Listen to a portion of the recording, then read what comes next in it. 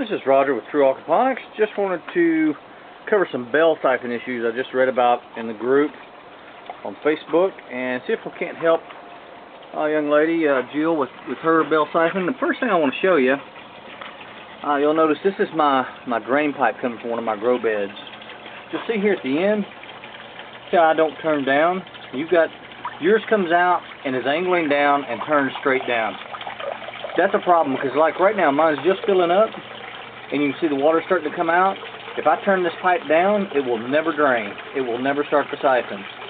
It's turned slightly up at an up angle. That way it creates a back pressure on the siphon that helps to kickstart the siphon.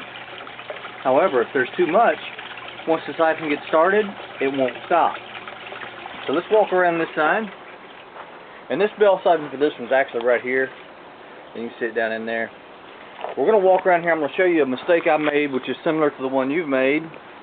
It's not really a mistake. You can probably still fix it by just adjusting your drain pipe. Notice this right here is a 3/4 inch pipe. And I told you on yours to use a 3/4 inch pipe. And the reason is because you've got an 1.5 inch standpipe, or a bell siphon rather. You can take on your 1/2 inch and put a reducer that goes from 1/2 inch up to the size of 3/4, and it should help to kickstart that siphon. However, you're still going to have to change your drain pipe in order to make it work. Now let's look in here. What I've got is a 2-inch bell. Turn this over so you can read it. I've got a 2-inch bell, but I also use a 1-inch standpipe. So if you're using a 1.5 inch bell, stands for reason to use 3/4 inch stand or have a 3/4 inch opening at the top to start that siphon. And what happens is it's got to start enough siphon that the water starts to swirl and creates a whirlpool and starts to suck down. Once that happens, it'll go ahead and drain your bed. Also notice the way I've got this cut out. And there's no snorkel. None whatsoever. I don't use any snorkels on mine. So far I've had no trouble out of them. And I had to work on this. This is our first bed to do way back when. And that's why this 3/4 inch pipe is here. I started with a 3/4 inch pipe, and no matter what I tried, I'd get it to drain once and it'd never do it again, or it would drain and never stop draining. And what happens when it won't stop draining? You starve your plants for water and nutrients. I don't know what that is. Looks like we had a tree sprout. Voluntary tree. If I offended any tree huggers by pulling that out of my grow bed, I apologize. You'll see here, we're draining really well. And that's shooting straight out. There's a couple of things that are happening now.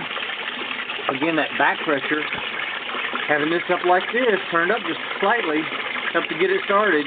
But if it turned up too much, if I were to turn it another 1/8 of an inch or so, it would never stop.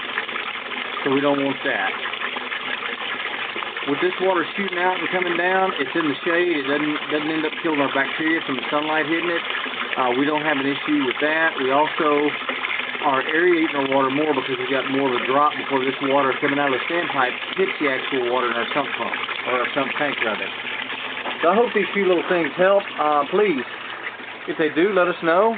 If they don't, let us know so we can try to work to figure out what else is going on. Guys, I know this is a little off topic, but oh, we got some nice Brussels sprouts there.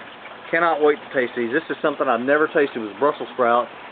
We've only got 2 plants. They're side by side. I had no idea they were going to get this big, but there they are.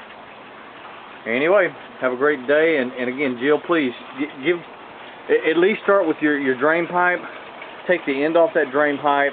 Turn that 90 up. And it needs to run downhill overall. But if it runs downhill too quickly, it's not going to get any back pressure. So you're going to want to level that drain pipe up just a little. I noticed yours is dropping off very rapidly from the grow bed to the fish tank.